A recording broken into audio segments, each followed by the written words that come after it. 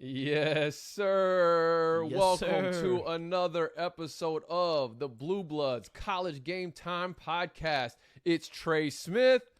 And it's your boy, Brandon Holmes. Welcome to Blue Bloods College Game Time, a podcast for the fans, by the fans. We are back after a crazy Saturday. I mean, yesterday's Saturday, Trey, was better than opening Saturday, in my opinion. Man. It was amazing.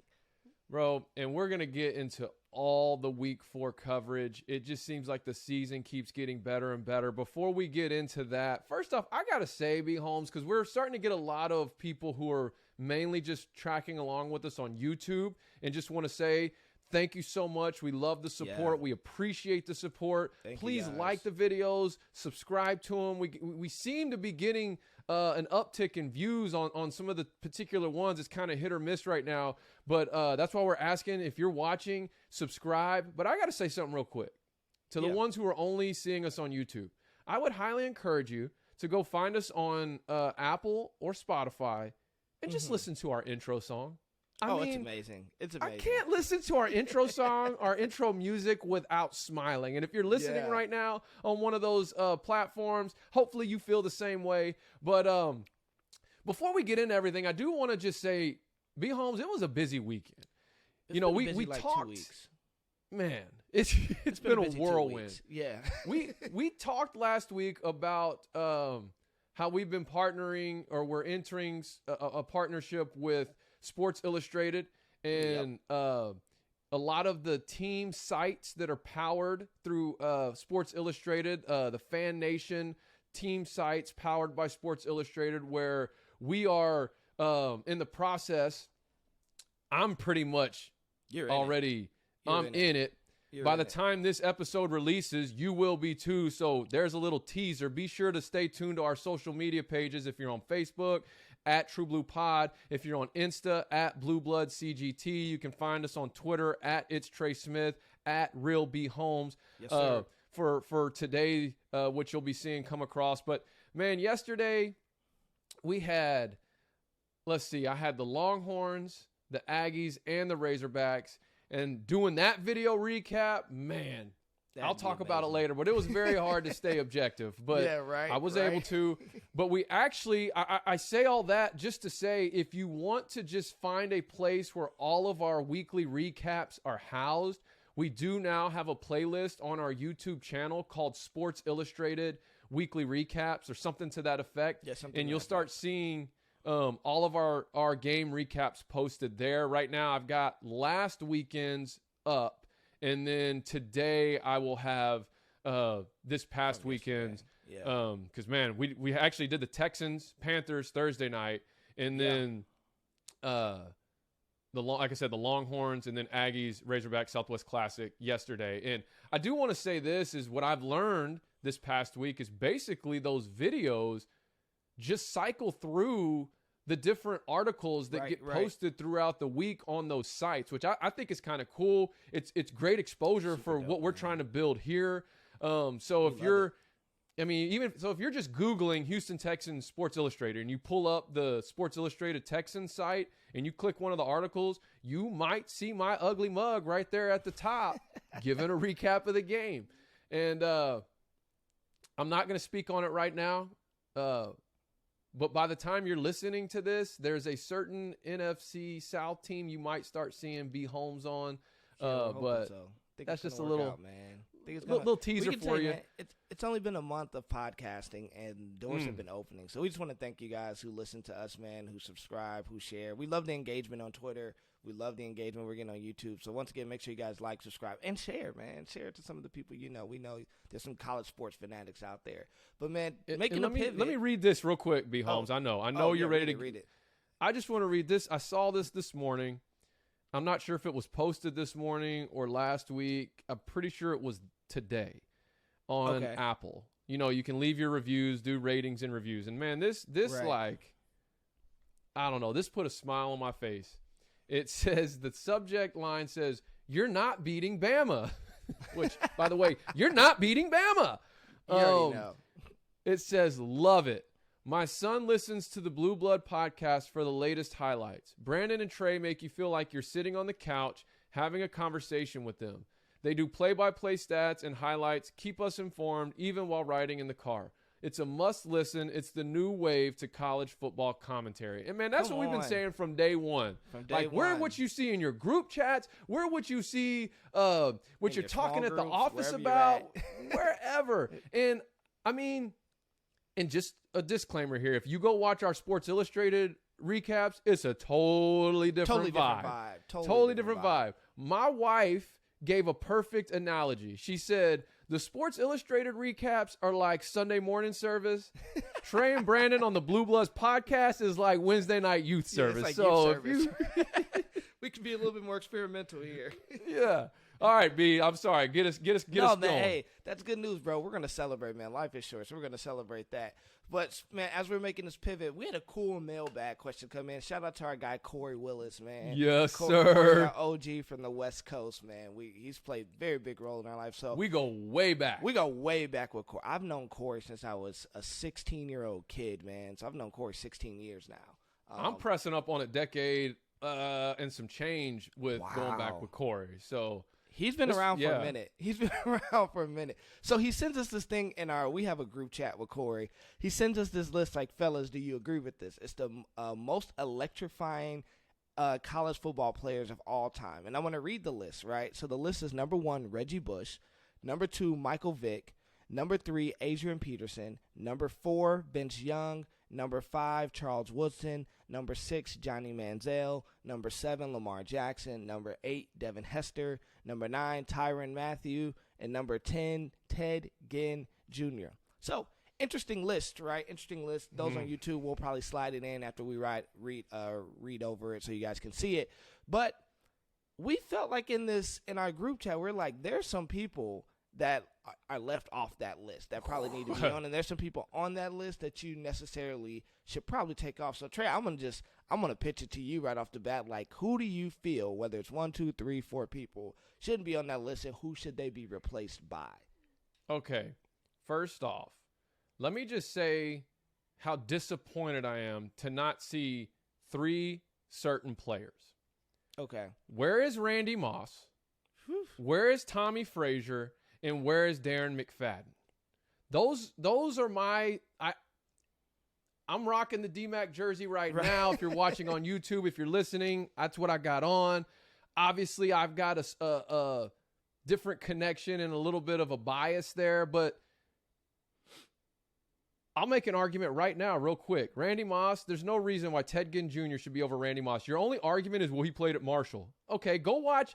Like, if we're talking most electrifying players of all time, we're basically talking about their highlight tape, correct? Right. I mean, that's essentially, like, if we want to boil it down, we're talking about their highlight tape. You go watch a Randy Moss highlight tape, compare it to a Ted Ginn Jr. highlight tape, and tell me that Moss should not be on this list.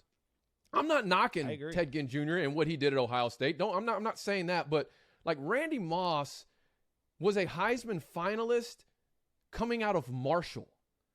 And here's, just in case you didn't know, had Moss stayed at Florida State, he would have done the same exact thing. Like, he was on a whole nother level, and what's proof of that is his rookie year in Minnesota. So you can't use an argument that, he played at Marshall, so that takes away from how electrifying he was as a player. Give me a break. So Randy Moss, in my opinion, should at least be in the top 3. He should be up there with Reggie, Vic, and him. That's my opinion. Now, that was one of the players in the heart of my childhood that, like, I mean, he was it. He was the next He's one. Verb. He's a verb. Let's just put absolutely. You've been mossed.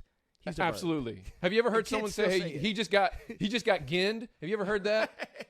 Hey, kids still say you've been mossed. So that's still what they say. Right. Yeah. Kids are saying it now, and they don't even know where it came from. Right. Exactly. It's its own word. Okay. My second one, Tommy Frazier. And now, granted, remember, Corey did say the kicker is... You have to be alive to see them play. You have to be alive to have seen them play. And so, for me, I went with Tommy Frazier, the former Nebraska quarterback, just because that's the first player that, like, I really remember watching and, I mean, gosh, I had to have been... 7 or 8, somewhere in there. 6, 7, 8. I think like 6, 7, 8 years old was when, like, it's crazy. It was when I was the age of my daughter now, and I vividly remember looking forward to watching Nebraska play so I could watch Tommy Frazier. He was on the cover of NCAA Football 97, I believe it was, for Sega Genesis. I had that.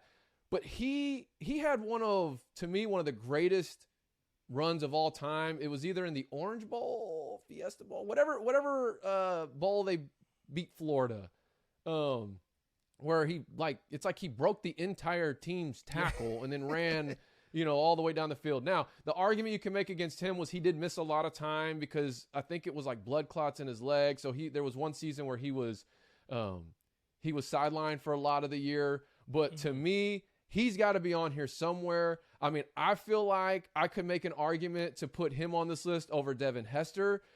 Not taking away from Devin Hester, but if you look at his college career, I mean, he has that one viral punt return, I think, against Duke.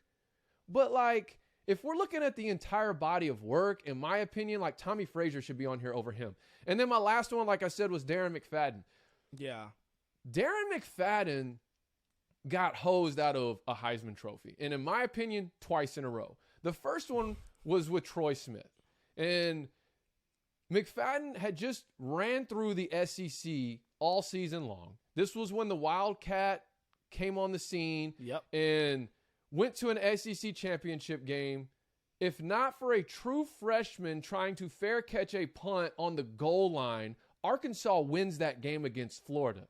Remind you, that Florida team absolutely destroyed Ohio State that year. Yep.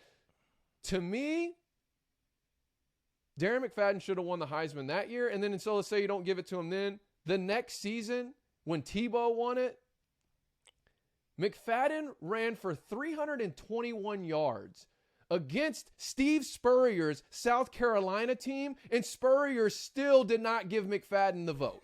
And that, to me, I mean, it's a little Heisman fraternity. He gave it to his Gator boy. I mean, I get all that, but, like, you can't look me in the eye or any true college football fan in the eye and tell me that Darren McFadden should not have a Heisman Trophy right now. I'm not saying give him both of them, but what I'm saying is one of those 2 years, he deserved it. Right. And he's back-to-back Doak Walker Award winner and really put Arkansas on the SEC map, if you really want to think about it. I mean, like, not that they hadn't been to an SEC championship, but I mean, like, College Game Day came to Fayetteville when McFadden was there. I mean, he really had us on the SEC national landscape map, and what he did for the university and what he did, in my opinion, for college football, because then shortly after that, you see Ronnie Brown in Miami? Yeah. Going off, running in the Wildcat. I mean, right. Well, he was at Auburn.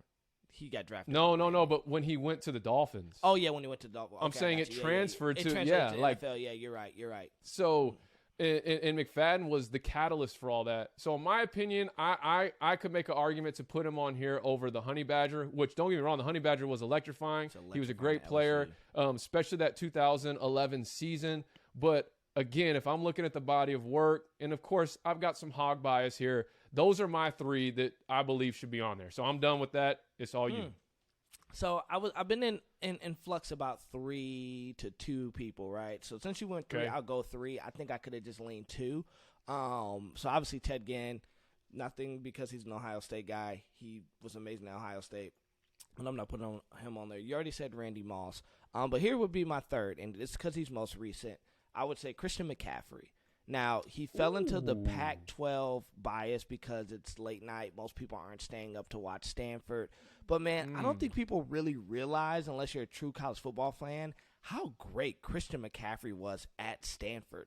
I mean, the dude was running in a pro-style, run-heavy offense. Yes. You knew what was coming, and, I mean, it was explosive. He was one of the few players I remember, like, if he gets the ball in his hands, you're unsure if you're going to stop him. And there's a very small group collective of college football players that had you on edge, like, let me see what happens when the ball touches his hands. I believe Reggie Bush was that guy. Like, you were like, you 100%. Held your breath when the ball got into his hands. And I believe Christian McCaffrey had that at Stanford. Obviously, I believe if he goes to a more productive or talent based program, maybe the profile's a little higher. But to see what he did at Stanford and to see how electrifying it is, and I'm just going to say it, man, the guy's a white running back. So, like, I think that just added to it as well, man, where people were just like, oh my God, and man, and we see that it wasn't just like a gimmick in college. We see what he's doing in the pros, so we see it translated over really well. And I say he kind of like started transforming this like running back position over the last 4 to 5 years, where you're not just a runner, you got to be a playmaker out of the backfield. Like, now we know we have kind of started trending that way with the spread offense, but I'm going to say Christian McCaffrey really kind of started changing that in the NFL, because when he was getting drafted coming out of Stanford, everyone's like, oh, what is he going to do in the NFL? You know, he's not a downhill running back, because you remember that was Reggie Bush's whole plague. Is he going to be a downhill? And I think by the time he kind of got to the NFL, it was more acceptable based upon what he did was, if we're going to spend a high draft pick on this guy, we need to figure out how to maximize his skill set. And you become now a playmaker out of the backfield, not just a running back. So I like Christian McCaffrey there. Here's a name, man. Only true college football fans, I think, will believe. And if we're going off electrifying, this means highlight tapes. Highlight tapes, right? Yeah. Go YouTube, and this is my guy, Tavon Austin. Ooh, yeah. West Virginia. West Virginia. Ooh. Now, Tavon, shout out to Tavon. He's actually running a sports camp down in Fort Myers, Florida. He's back home. And it's funny because he was coming in after me. He was like a senior after I graduated. He had just moved to Prosper, Texas, was supposed to play the whole thing with Dion, ends up going back home. But if you go look at that man's highlight tape, Tavon Austin is probably one of the most electrifying players that has ever played college football. The dude's a human highlight reel. I don't think I need to say a lot about him. Like, just go look at the highlight tape. I get it. He played in Morgantown, West Virginia. Not a big program, you know. Which, unfortunate, he came off the back end of the Rich Rod era.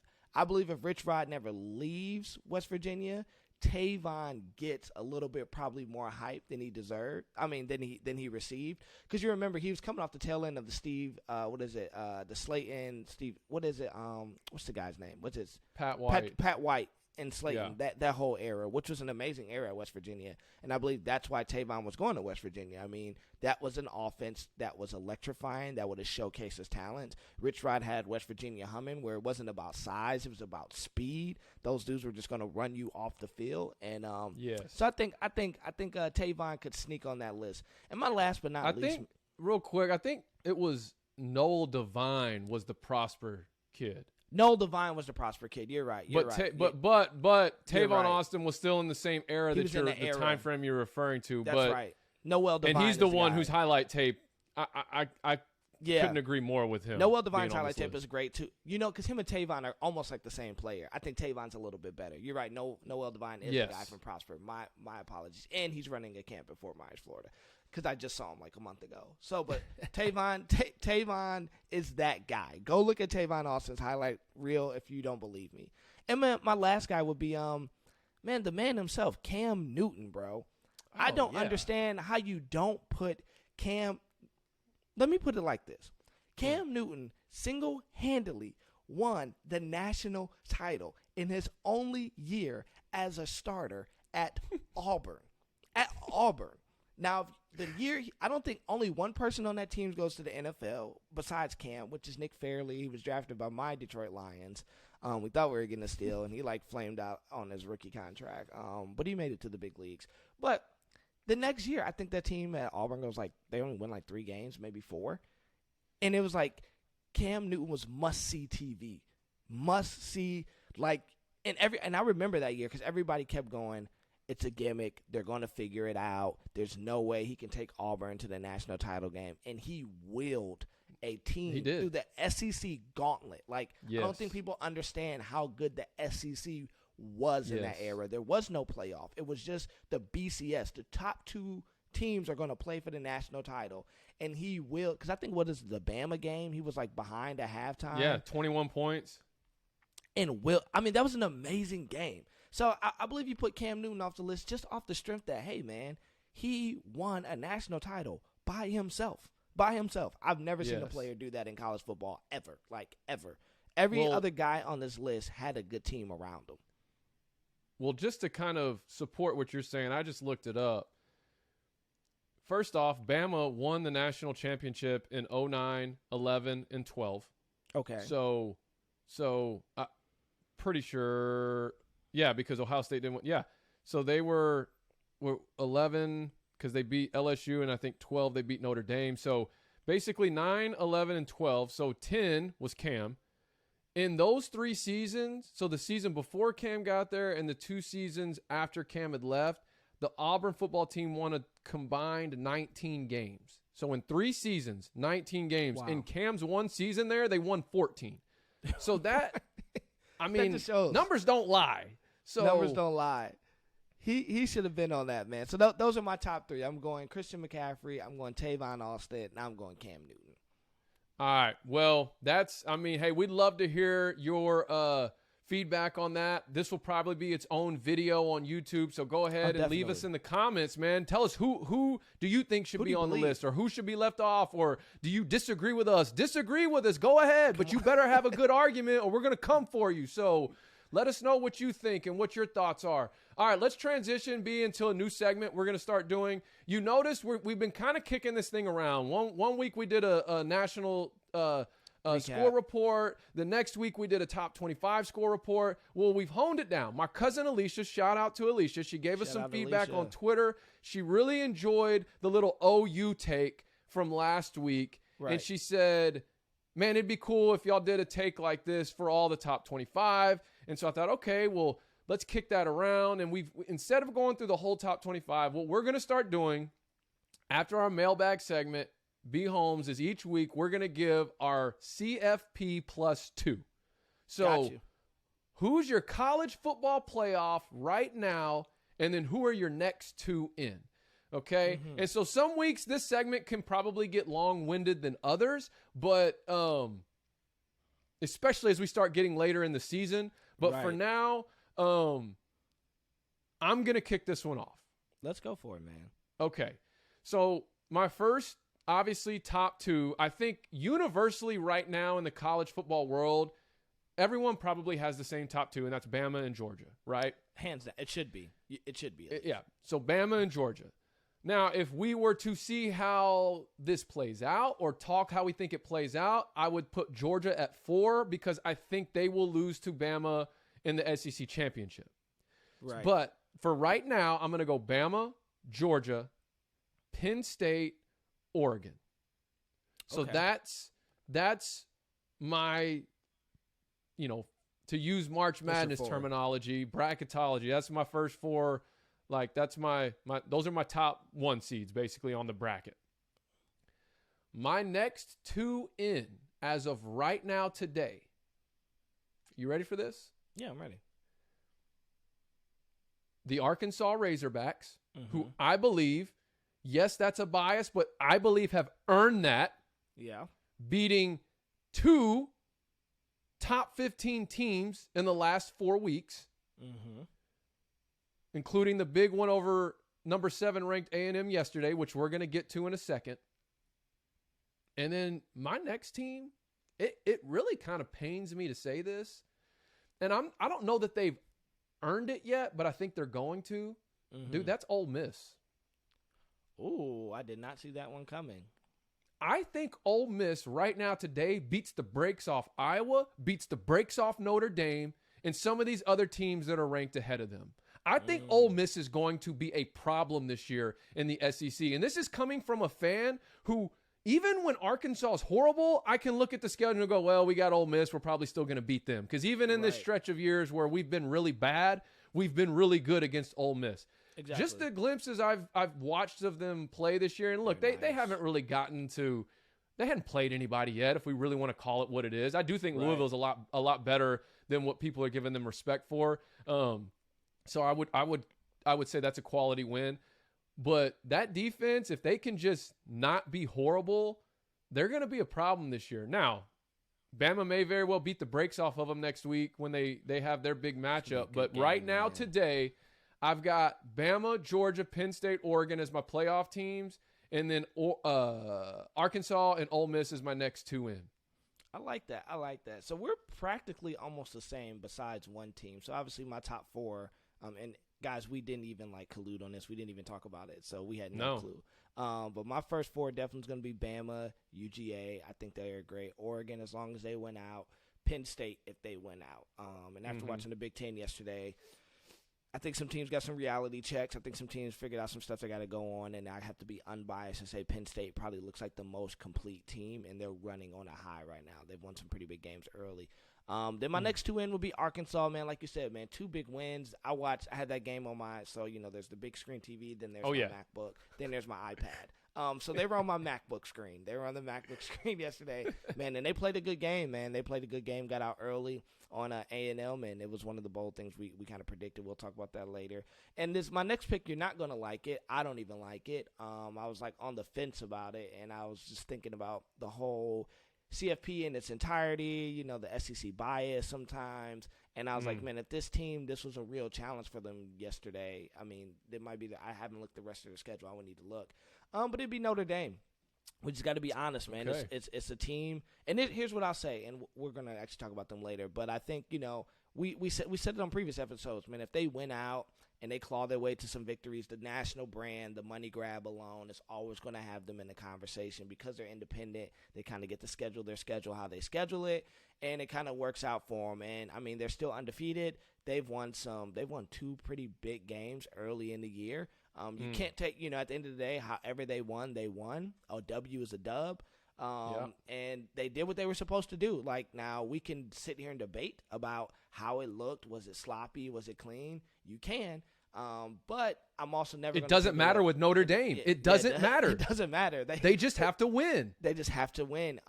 And looking around, I mean, they have a potential top 5 pick on defense and Kyle Williams. They got some. They got some playmakers, man. And I'm going to tap a little bit on this later, but with their quarterback situation, I think they can still. I think their offense is going to look a little bit better in the upcoming weeks. But that would be my top 6 right now if I just had to. Okay. So we're pretty much even, except for I've got Ole Miss as my next one. You've got Notre Dame as your next one. Absolutely. Your 6th team in. Okay. That's probably going to change next week. So. Yeah, right. It'll change every week. That's the beauty of the segment. Well, all right, let's get into. We're in week 4, right? I mean, we're in week 4. Week 4. It's a beautiful thing. It's flying by. So y'all know how we do our recap for the week. We go bold prediction, which follow us on Instagram at BlueBloodCGT. You can see our bold predictions. We always get those up there Saturday morning.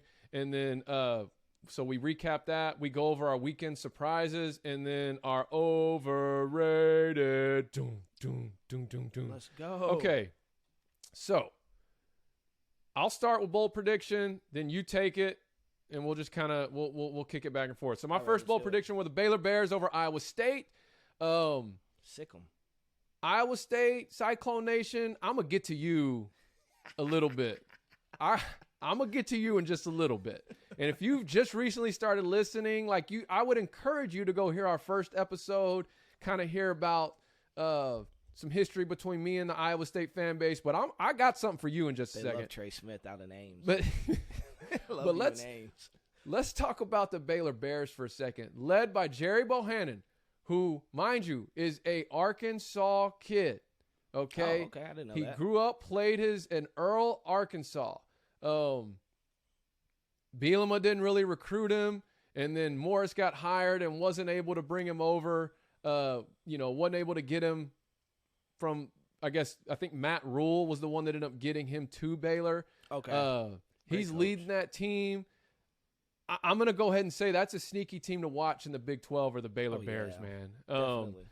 They've sent, obviously Matt Rule left, and it looked like the sky was falling, and man, they're getting things back in gear, and they took care of Iowa State. They got a big win, and I believe Baylor deserves to be in the top 25 this week. Oh, yes. And then I got to go here, so come on. I got the jersey on yesterday. Jerry World, AT&T Stadium, Southwest Classic. I did a game recap, but I had to stay objective. I had to stay very news anchory. Right now, this is the podcast. I'm about to let it all out that the Arkansas Razorbacks finally, for the first time in a decade, beat the Aggies, top 7 team, the number 7 ranked team, brought it to them. Our defense looked like we had Calzada and Jimbo Fisher basically chasing their tails all afternoon. It's a great game. Okay, Barry Odom is a legend in my book. He came in with a game plan like he does every single week, stifled the offense with other than one breakdown, which was the Isaiah Spiller 67-yard touchdown run. Other than that, they were clueless offensively.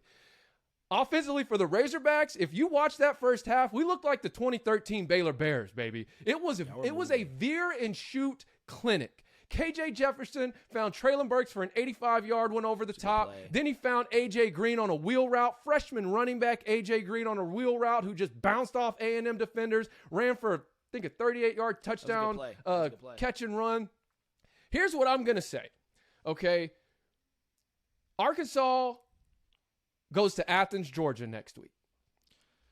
Game day. I think you guys got game day. Play the number 2 team in the country and one of the best defenses, not just, obviously, they're, in my opinion, the best defense in the country right now, but potentially one of the best college football defenses of all time when it's all said and done. Objectively speaking, I do not believe the Arkansas Razorbacks will win that game. Okay, we talked about in one of our previous episodes, there's 4 types of fans, right? There's the eternal optimist, pessimist, there's the realist, and there's the delusionalist. So the realist in me right now objectively does not believe Arkansas beats the Georgia Bulldogs. But here's what I'm going to say. If Georgia thinks this is the same old Razorback team of recent history, and they think they can just roll out of bed, show up, and put it on us, they've got another thing coming. Because this team is coming down to Athens to hit. They're coming down to bring a physical brand of football. We will run the ball. We will establish our identity. And if Georgia's just rolling out of bed, not prepared, I'm telling you right now, they've got something. They better be looking over their shoulder just a little bit, going, these dudes might come to town and shock the world. And I'm not saying that's going to happen. But if Georgia, for whatever reason, can't get themselves up and can't get themselves prepared because they're so used to the Razorbacks just being this team that, you know, as some would say, have been the whipping boy of the SEC, get ready. Because like Barry Odom says, we're going to run and hit on you. And we're coming down to Athens to make some noise. And here's what I know is that when you've got the entire state, like Sam Pittman says it all the time, Arkansas is a proud state. They are. And when you've got the pride of the entire state behind this football team, it does something to the team. It's almost like it's a superpower. It's a magic power that is injected into the team when they know they're carrying the pride of the entire state. And I'm just telling you, when that's the case at the University of Arkansas, no one on the schedule is safe. Now, objectively, I do believe Georgia wins that game. Okay. But also objectively, it's going to be a lot different game, in my opinion, than what most people think it's going to be. Arkansas is coming to town to win that game. They're not coming to town to get a moral victory, to play them close, to hopefully just compete.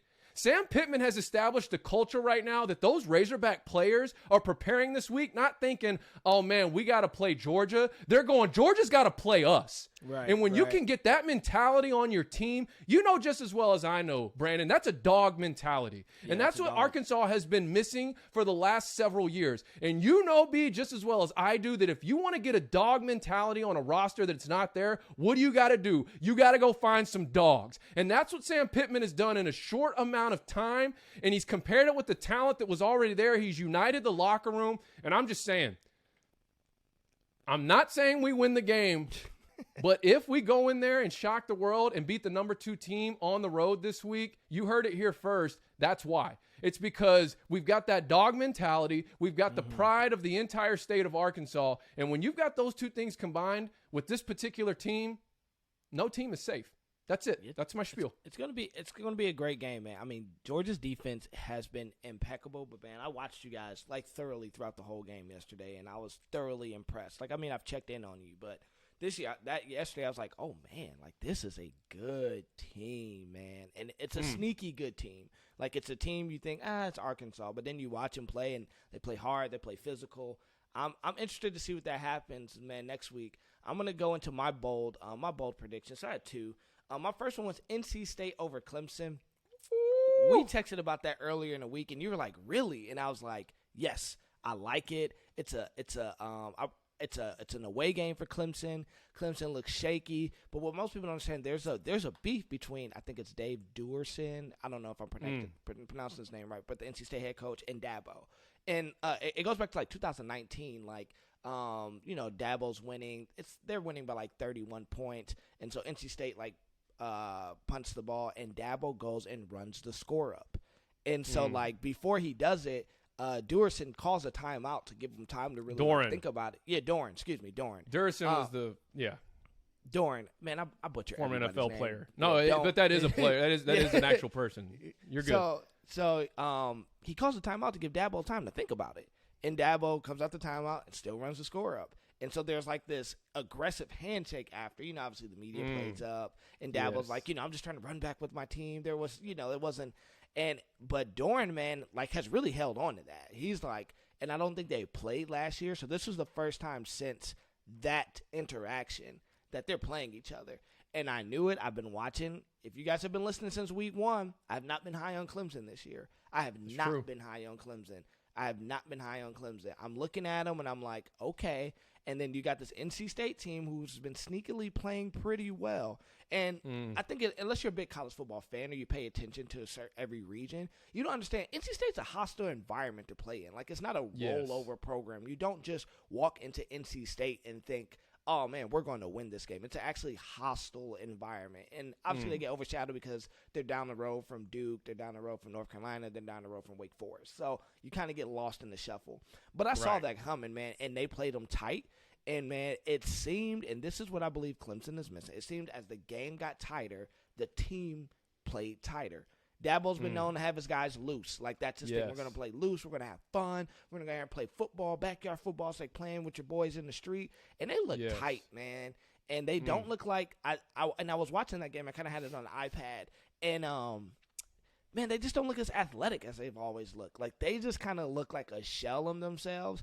And I think, man, it's allowed other teams. The early down in Georgia, we kind of gave it a caveat because Georgia's like the number 2 team in the country. We're like, okay, fine, whatever. But then, like, we watched them play the other week, and I was just like, I think they just showed the world that they're not as talented as they once have been. And they can't just line up and beat the guy in front of them anymore.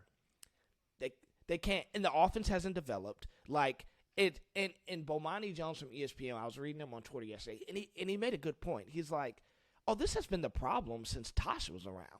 Like, they've just always trying to roll their dudes out. My dude can beat your dude. But the offense hasn't evolved. And then David Pollack made a good point, and I agreed. He goes, I've been saying it for 18 months. Trevor Lawrence, freshman year, is no different than Trevor Lawrence junior year. And we're talking about who's probably one of the greatest quarterback prospects to come out of college football in a long time. Looked really no. And then I went and started looking at games, and I was like, he's true. Like, there was no, like, so I'm saying also to say I don't think Clemson develops talent really well. These guys just win off straight athleticism, and I don't think they got the guys to do that anymore. And I think the rest of the country's kind of catching up and realize the gimmick's over, man. Because now in college football, everybody has talent, unless you're Bama, unless you're Georgia, like where you're just bleeding 5-star talent.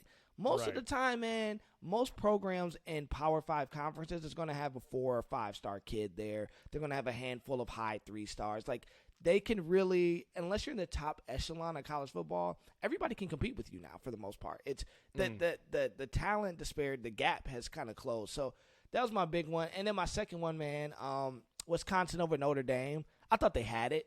I really thought they had it. And Wisconsin just shot themselves in the foot. They looked mediocre. They looked, in grammar. And it was a personal game because Jack Cohn from Notre Dame was the starting quarterback at Wisconsin. And then they brought in Graham Mertz. He was like a 4-star recruit. He's the savior. He's the new big shiny toy that comes on campus, right? This happens like every year with most programs. You get the new quarterback recruit. You want to see him. And, man, he just looked pedestrian. They couldn't get the run game going.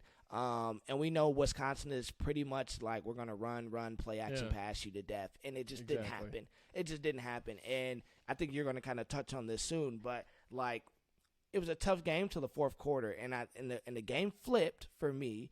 Actually, when Jack Cohn went out and Notre Dame brought in their backup quarterback, Pine, who's a little bit more athletic, had a little bit more shake to him, who can escape the pocket, make some plays.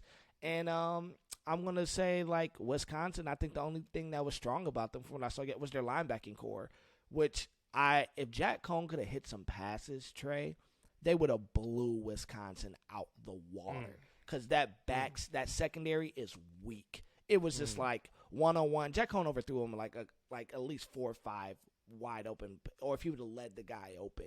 So I just, that was my other bold prediction. I think, Wisconsin isn't who we thought they were. They're also a shell on themselves. And maybe this could be the result of the pandemic, man, what has happened with a lot of these teams that allowed some teams to catch up and allowed some teams to regress. And I think that's kind of what we saw. Well, that kind of segues into my weekend surprise, which was Notre Dame. 2 weeks ago, I hopped on here, and they were on my overrated list, and deservedly so.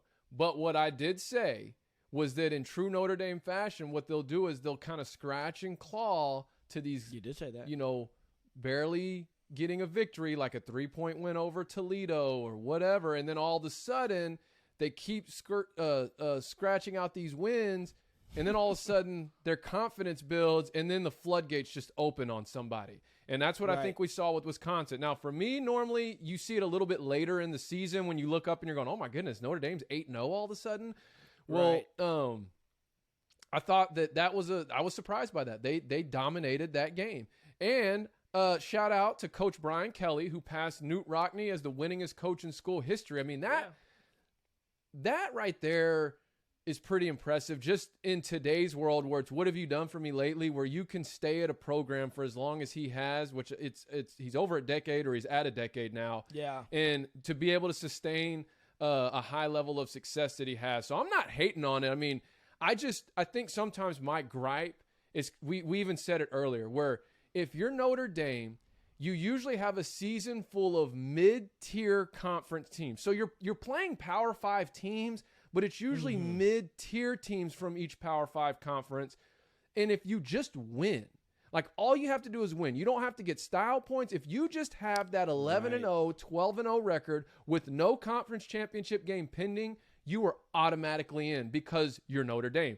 And I do have a little bit of a gripe with that, but even though the true pure fan in me understands why. I mean, it's Notre Dame, it's the history, it's the money, it's that's a brand that you want in the college football playoff every year if you're college football. So I get it, but I like I said, 2 weeks ago, I got on here and said they were overrated based off what they had shown to that point. But I also did speak to how I thought it might play out, and here we are kind of seeing it already starting to happen. My other surprise was Kentucky. They've sort of quietly crept to a 4-0 record, and they're 2-0 in SEC play.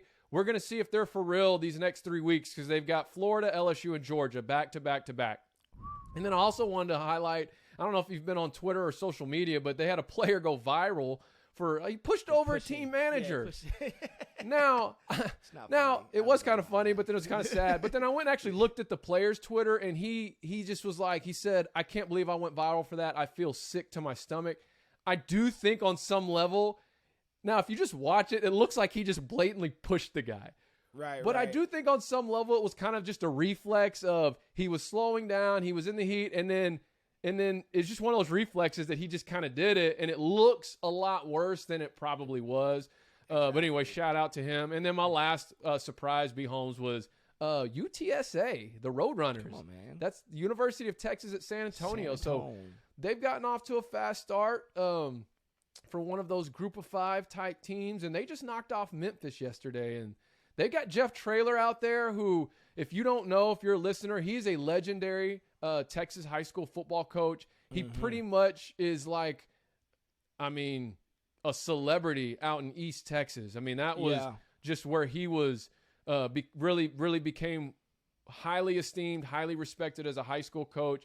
Went to the collegiate level. Most recently was at the University of Arkansas, actually, as a running backs coach and associate head coach. And then from there, got the UTSA job, and he's got those boys rolling. And former Razorback Barry Lunny Jr., who actually led us to a SEC championship, first ever SEC championship appearance as a quarterback. He is the offensive coordinator. So I just wanted to shout out UTSA because they're making some noise over there in East Texas. So that's my surprises. Love it, man. Man, my biggest surprise, I didn't have a ton, but I did want to shout this out, man, and it was hard. It was a game I watched yesterday. My biggest surprise, man, was Rutgers' tenacity, man. Rutgers, they came into the game 3-0, and Greg Schiano's back at Rutgers. You know, Rutgers legend over there, Greg Schiano. Funny tidbit, I did not know this. When Lloyd Carr was retiring from Michigan, they actually offered the job to Schiano. Schiano accepted it. He accepted the gig. And then said, let me sleep on it. Went and thought it over, and then by the end of the day said, no, I like what we're building here at Rutgers. I'm going to stick. And it had me thinking, like, man, what would Michigan have become if we would have got Schiano instead of Rich Rod? I think that the program looks a lot different. Now you get the Michigan resources, you know. And unless you're a true college football fanatic, you can remember how great Rutgers was playing under Schiano. I think Big East at the time. Like, he took a no-name program and they were competing. We 5-0. We 5-0. Yeah, it was like it was a big deal. So I was like, man, that would have actually been an amazing hire back then. But we should. I know that whole hire. I have a friend that works in the athletic department, so that's a whole different day of what happened during that era. But anyways, I want to give shout out to them, even though they played my Michigan Wolverines. We came out with a win. But this was why I was impressed with Rutgers. So we come out. Now Michigan, we left 2 touchdowns on the field. We should have probably won in a half, like 20. We should have probably won in a half 28-3 instead of 20-3. So, but at this point, how we've been playing the last 3 weeks, man, we go into the half like that. We're running the ball. I think our quarterback got through for 150 yards, only 4 incompletions. Like, I mean, we're humming. And at this point, so far, 3 weeks into the season, most teams know that's game over for you, baby. Like, that's game over. You might as well just come out, roll over, play dead. Let us just run the clock out, and we're going to go home and start worrying about Wisconsin. Rutgers came out playing like the game was theirs to win. Like, they came out ready to fight. And if it wasn't for our defense coming up with a last-minute turnover, I think they potentially could have beat us. Because here's the thing, Trey. We didn't get a first down until 5 minutes left in the fourth quarter. We only threw for 7 yards in the second half. 1 first down the entire second half. So, first off, shout out to our defense. And that probably could have been a big surprise because we got a new defensive coordinator, but I don't want to be too much of a homer. But Rutgers really played us tough, man. And the offensive coordinator played a good scheme. It was just like they kept Rutgersing themselves. Like, they were just leaving little things. Like, they weren't able to put it all together. But I want to give a shout out. That was a big surprise, man. Because I was a little uncertain about the Schiano hire. I was like, are we really just basking in what used to be? Are we basking on the nostalgia? Can he really – this is a new era of college football. Just because you've been successful before doesn't mean you're going to be successful now.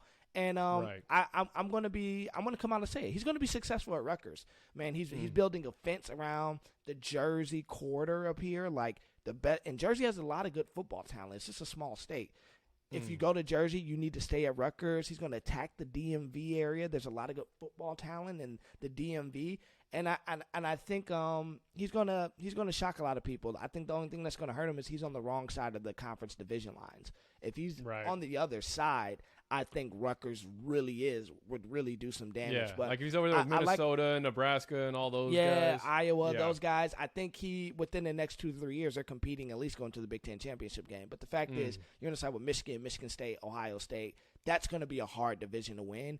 But they're going to shock a lot of people. So that was my biggest surprise, man. It wasn't the same old Rutgers. This is a new day. It's a new dawn, and Schiano has those boys ready to play, man. Man. Good stuff. Well, in fact, I think that for our pregame video next Saturday, we need to go find that old Rutgers where we 5-0. You remember the one he's at? So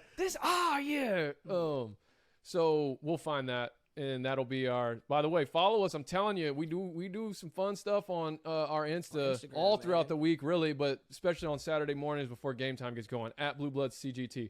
Okay, overrated. Real quick, neither of us are going to speak on OU or Clemson. We already talked about them being overrated a week ago. So everything they just showed this past weekend, we already were ahead of the curve on. So go listen to last week's episode if you want to hear us sound off. My overrated, and I have been waiting for this moment since we started this podcast. The Iowa State Cyclones are overrated. Boom, boom, boom, boom, boom. Overrated. And I'm going to tell you what, B. Holmes. You remember they came for me on Twitter a month ago. They did. They were feeling good about themselves. All I did is I went back to the same thread where they were just ripping me apart for trying to advocate for my Hogs.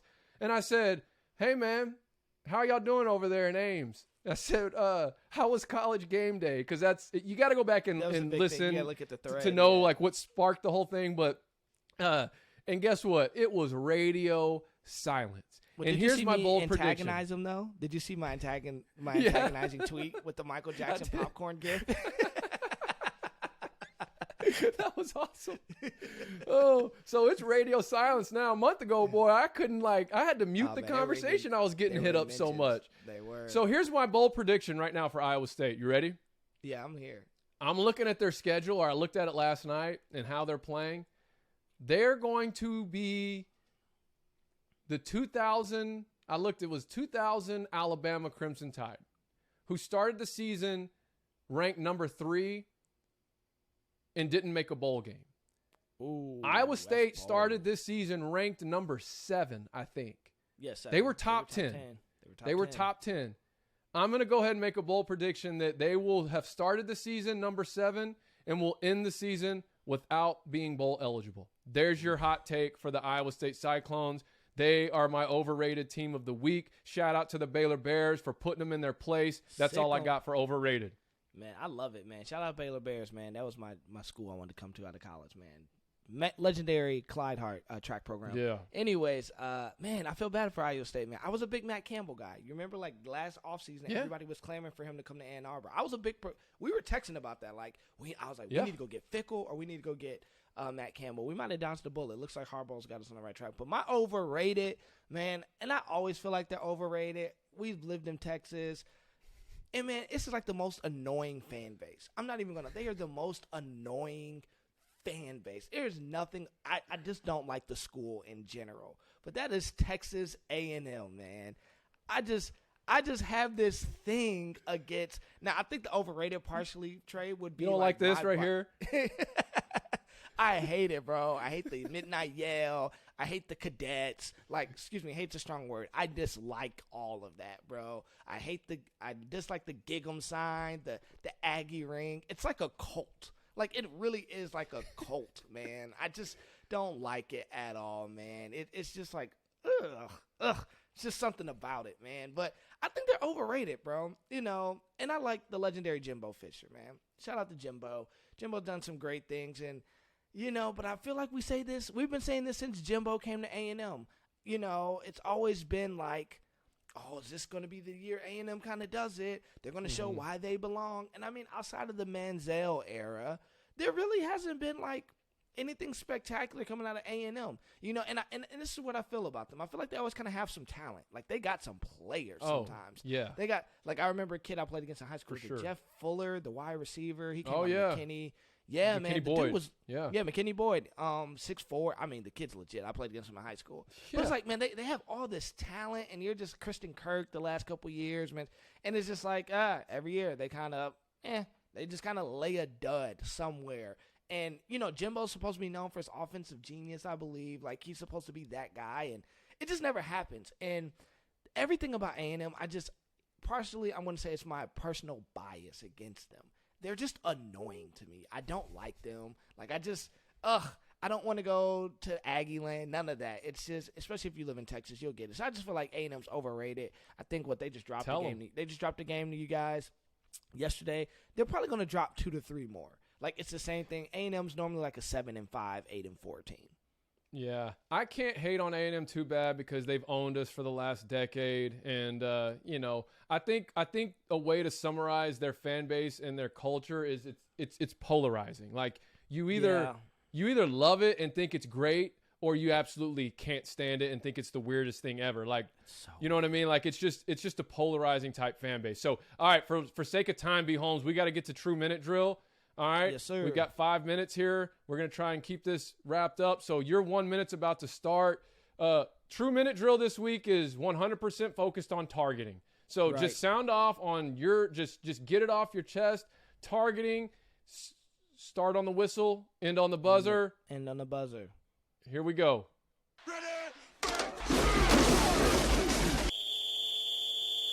All right, Blue Bloods, this is how I feel about targeting, man. I wholeheartedly believe in the safety of players, man. Being a high school football player myself, going through some of those things myself, you want to protect the kids. But I don't feel like it's worth being expelled from the game and removed from the game. Listen, I know people should say you got to be more careful, but I don't think you guys are understanding how fast these athletes are moving. So you're asking a guy to make a decision to pull up, to contort his body in a way where it's really, you got a split-second decision to decide if I'm going to blow this guy up or if I'm going to go after the ball. And most people say it's easy, but it's not. Being that high profile of an athlete, moving that fast, at that speed, trying to process information that quick, that is really, really hard to do. And so I think the committee needs to reevaluate this whole rule is, okay, if it happens, fine. But I don't believe a kid should be eliminated from a game. I think it's a 15-yard personal foul penalty, and you allow the kids to keep moving because it is virtually impossible to think about something that fast when you're playing a game that you're taught to just react. Okay. Good stuff. I'm going to get it going. Let's get it.